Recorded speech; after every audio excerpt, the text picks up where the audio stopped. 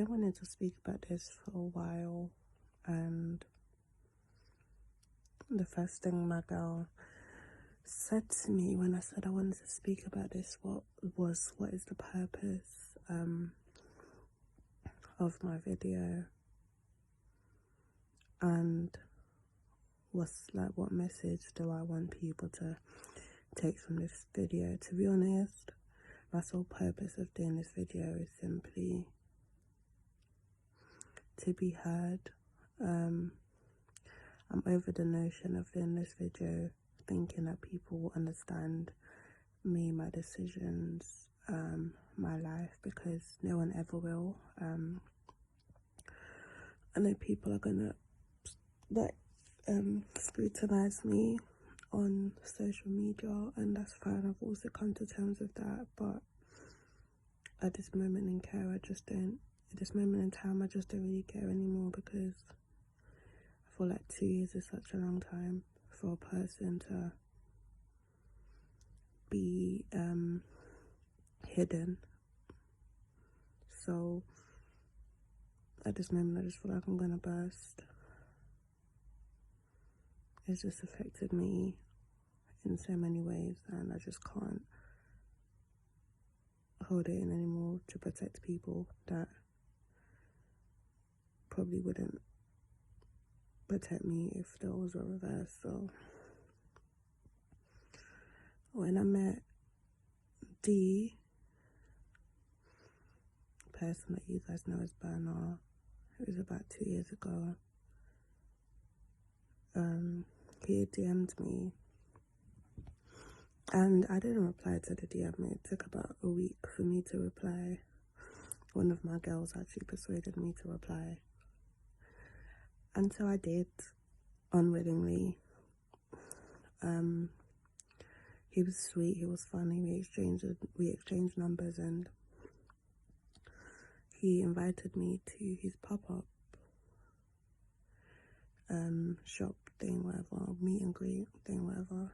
So I went there, not really knowing what to expect. So I went, I met him. I feel like what he made me feel like when he saw me was just kind of like a love at first sight type thing. Instantly, he just gravitated towards me. He was very sweet. It's like he'd known me for years. And although I liked that, I was very hesitant because I've kind of vowed to never date anyone in the industry. So I kind of just took it all with a pinch of salt, and yeah. So over the next week or two, I started to fall for him as well, simply because for the first time I met someone whose words actually matched their actions. So not only would he tell me like he loved me and other personal things, he actually showed me this is somebody that always wanted me around. This is somebody who I basically moved in. I was staying at his weeks at a time. I wasn't going home to my parents. And he just never wanted me to not be there. He was always so affectionate, so loving, so caring. Always wanted me to be comfortable. He wanted me to follow him everywhere. I was with him at all his shows. Just everywhere he went, I was basically just there with him. And I liked that, because for the first time I felt somebody needed me for comfort and support. And usually I feel like I'm the dependent one. So to meet a guy that was dependent on me to a certain extent, and so caring and touchy-feely and just so openly emotional and expressive of his feelings was such a breath of fresh air, and I just loved it. Started to fall for him. Like I said, he was falling for me from what he was showing me, and you know, we loved each other, whatever. Things were great up until November. I think he had to go to Nige because obviously Christmas season is quite busy, so he had a lot of shows to do and stuff. So I remember the last night I saw him before he left, I was crying. He wiped the tears off my face, and he just told me how he loved me and then that he'll be back. So I was happy with that. I had like a bittersweet feeling and my heart sunk because I just kind of knew that from that moment on things wouldn't be the same. I don't know why I thought that, but I did. But I just said, you know what, it's cool, whatever God wants done, so it will be. So he went back to Niger, and I think I just kind of moved back home type thing. But we'd always stay in contact. He'd call me every day, he'd message me every day, always on FaceTime. It was fine, like he was keeping to his word, which was nice. But randomly, I couldn't get in contact with him. I think it got to like mid-December or something. I couldn't get in contact with him. I was starting to get worried. Finally, after 2 weeks, he reached out to me, told me he'd been sick in hospital and he'd been going through some complications and stuff like that. Obviously, I'm in London and there's not much I can do. But I know that I just placed a great strain. He used to say to me, I don't know what this is that we got going on, but like, I like it. You're gonna be my wife. I'm gonna marry you. You're gonna have twins. You're my sweet salon jollof. That's what he used to call me, and it just, you know, it made me feel special. So obviously, he was just reinforcing all of that. But anyway, things from that December on were just a bit weird. Obviously, I wanted to come to Nigeria, but the people around him know what Burna's like when he's with me. Like, he doesn't ever want to do anything.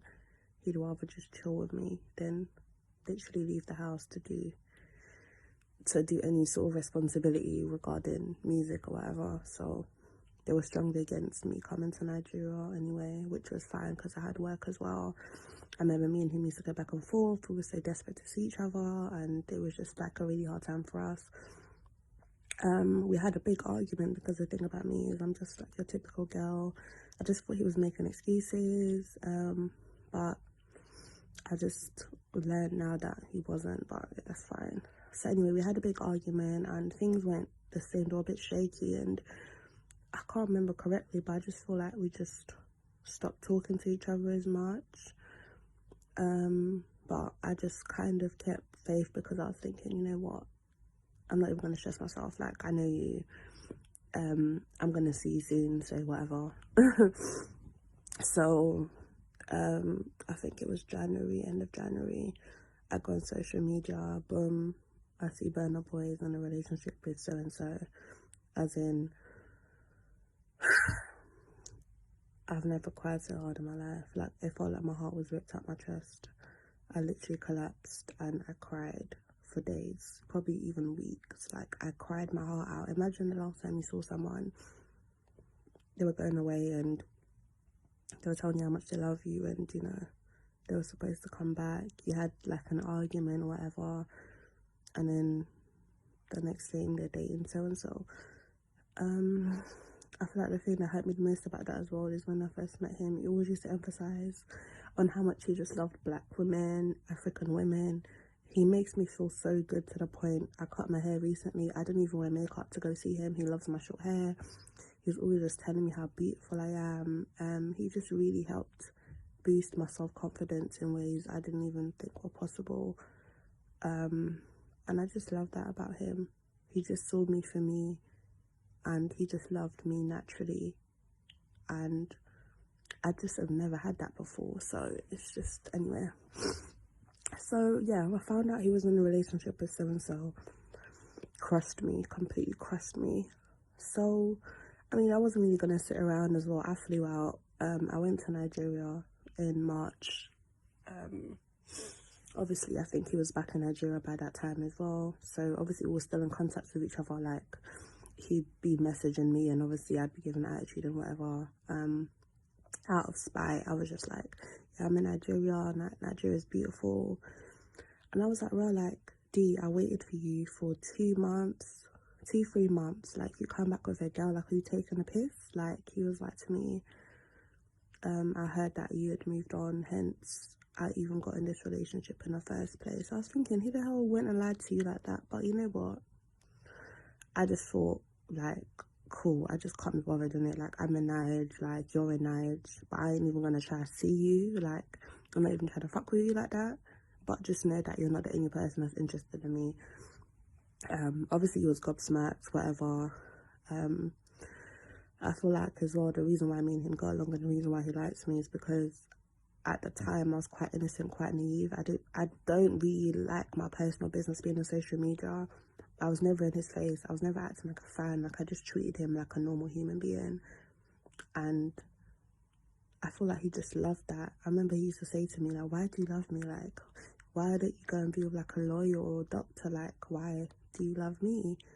And at the time, I just couldn't explain why I loved him. But I mean, I know now, like at the time, I just had a strong feeling and I couldn't explain my love for him type thing. But now I just know it's because he was different. The way it made me feel about myself, how caring he was, how touchy-feely he was, how sensitive he was behind closed doors. Like, I love that about him. He was just perfect. Perfectly imperfect, but perfect for me. To the point where people around him were very cautious of me, and you know, they were just thinking like, well, like, where's this girl coming from? Like, how come you guys have gotten so close so quickly? You guys are always together. Like, she's always at your shows. You're going here, she's there with you. Like, what is it about this girl? And we just couldn't explain it. We just used to stare at each other, laugh, and just kind of like awkwardly laugh and just kiss or whatever. Like, it was, I can't even explain how magical all that felt. Seriously, guys. Anyway, so Nigeria, I was only in Nigeria for about 2 weeks. I left Nigeria, came back to London. I literally refused to speak to him, like, since that last conversation we had in Nigeria. I just kind of thought, like, you're lying. I was never in a relationship. I was waiting for you and you played me, and that's cool. So I think from like March or April, we didn't speak till May, when he reached out to me again, just like begging me to come and see him. And so I went to see him. I knew what was going on, but to be honest, at that point, I just thought that this relationship was fake anyway. Like, I just thought there's no way this boy is gonna go and date someone like that, only because of the things that he's told me about his ideal woman. Just knowing how he's so in tune with his African heritage and his love for black women. I just thought, you know what, this is a publicity stunt. I didn't even care. Went to see him. The biggest regret I have is never addressing the issue. I just kind of, we both didn't address the issue of this thing that came out in public. We both saw each other, and it's like two kids that have been separated. We just ran to each other and kind of resumed things as normal, basically. Long story short, for the past 2 years, we've never stopped seeing each other. It's just been like an elephant in the room that we choose not to discuss, and we just kind of go about things like it doesn't exist. And I know some people are thinking, how do you even manage to do that? But I can't even explain how, but I have. And I just was in love. I've been in love for 2 years. Like, I've really been in love for 2 years, and I've been seeing him for 2 years, and just always around in the background somewhere. And like, and people are aware of me, but it's just like, people close to him are aware of me, but it's just unspoken of. Like, it's like I said, an elephant in the room. Sometimes I lay next to him and I go on UK Gossip TV and I just see the charade on social media, and I don't even know how that makes me feel. It just makes me feel cold. I blocked it out because he would just always tell me how he always come back to me and he loves me and I'm his baby and he's never ever gonna leave me. And like I said, me thinking that this relationship is fake just kind of didn't really help the situation, because in the past 2 years he has never ever mentioned the person I see him publicly with on social media to my face. That person doesn't even get acknowledged. It's like she doesn't even exist in our world. There's so much more I could go into detail about, but I can't expose everything, because no matter what I say, people are still gonna judge. So I love D. And I know this video is probably